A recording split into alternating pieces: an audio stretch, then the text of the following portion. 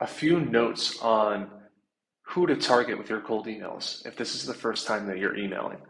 I hope that if you've built some type of solution, you at least have some type of potential customer in mind. What we're going to do is try to find more of those people and come up with a few hypotheses that we can test on the best potential target for you. So the earlier email examples were about Attentive, a marketing technology. We might say that based on the logos on their site, any other retailer that has a digital presence would be a good target fit. And then the people at that company would naturally be marketers and SMS marketers, especially, but email marketers if they don't have SMS people. I'll show you how to find some of those people. It's easy in that instance because we can look at logos on that website and extrapolate out to similar brands. For your business, what I would say is your competitors. If there's any business that's even comparable, can you look at the logos on their website? Can you start there and say, okay, I compete with LinkedIn. They have Facebook's logo on their website. That might be a little bit too big for us to target at first. We want someone smaller who might have the ability to make ad hoc purchases. Maybe we reach out to someone who's similar to Facebook but smaller. If that's a difficult thought process for you to undertake, what I would say is, what brands do you have experience with?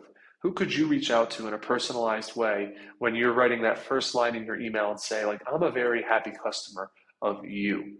If you're using really any tool, I would challenge you to open up your apps folder. Are there any tools on here that you use? If you open up Twitter, are there any brands that you've interacted with?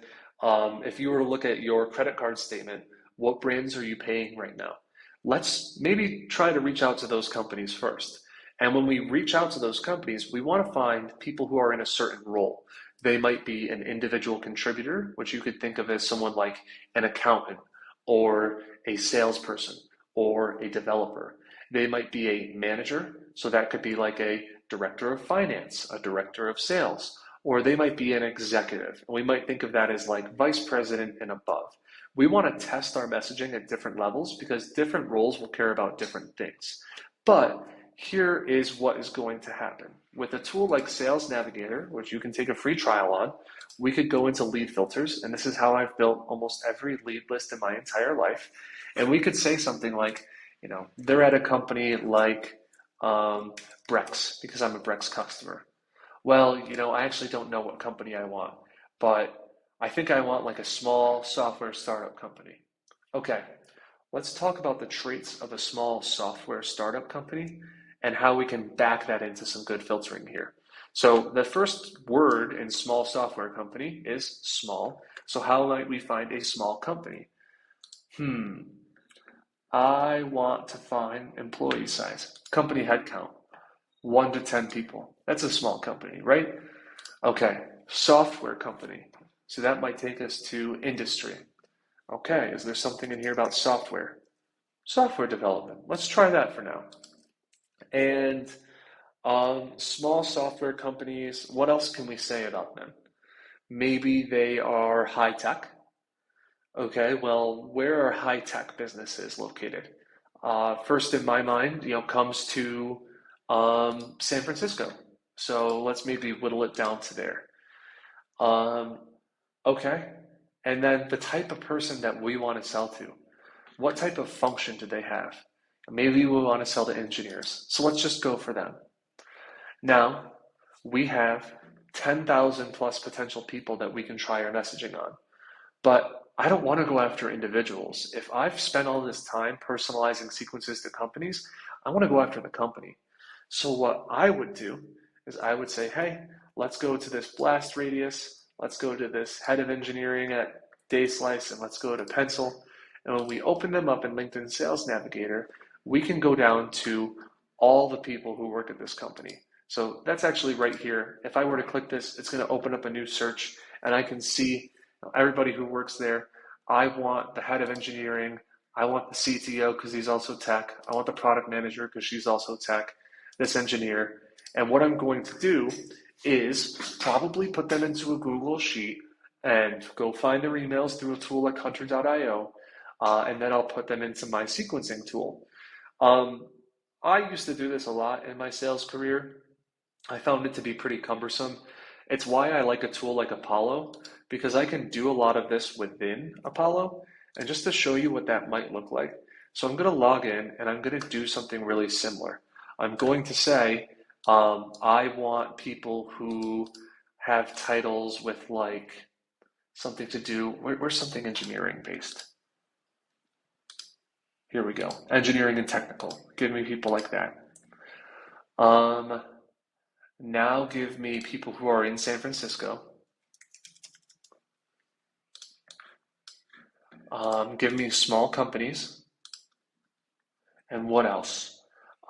Technologies is a great one. You might say like, hey, if they use this email marketing tool, we complement that really well. Let me add that in. If they just got funding, that's great for like they probably have money to spend. But now that we've got this, we might look through any of these and see like, viticulture technician, that's not really us. Director of direct to consumer, I really like that one.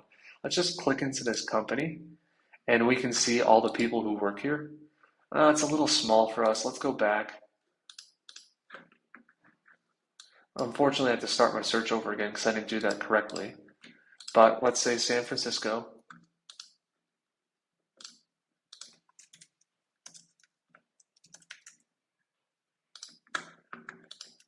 um, you know, 11 to 20 or 1 to 10. Software industry, that's what we didn't do last time. What else did we want to do here? So right now we're looking at companies. Um, if we were to just take a few of these companies and open them in a new tab and see what people work there, we could say there's a lot of engineers. And what we'd be able to do without having to add them to a spreadsheet, without having to find their emails, is just pick them and open up another tab where maybe we're building a sequence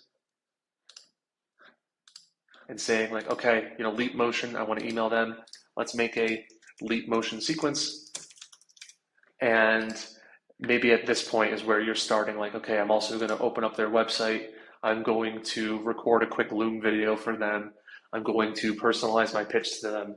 And when you've done that, you can just hit, add to my Leap Motion sequence, which would be in here if I refresh the page. But I like this workflow a lot better because it lets me go from finding the target and then knowing there's enough people there to email to saying, let me now make an email for them, to just dropping them in the sequence, and it makes it a lot easier. So I really do highly recommend Apollo.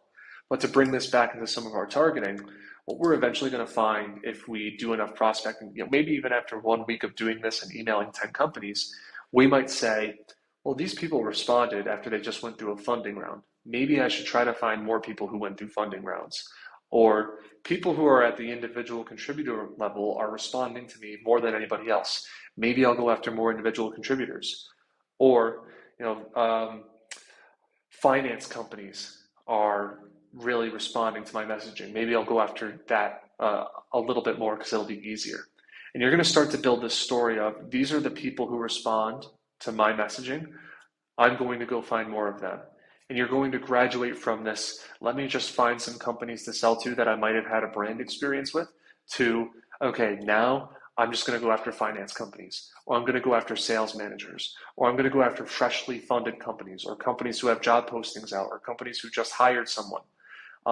This is how we begin to build what our sales strategy looks like. It's by iterating the targeting. It's by iterating the types of companies and the people at those companies we go after.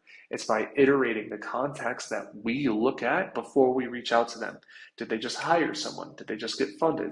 And I know I'm beating a dead horse and saying this 1,000 times, but this is how you go from step one, just emailing a bunch of people, to steps 2, 3, and 4, and 5 is finding your market.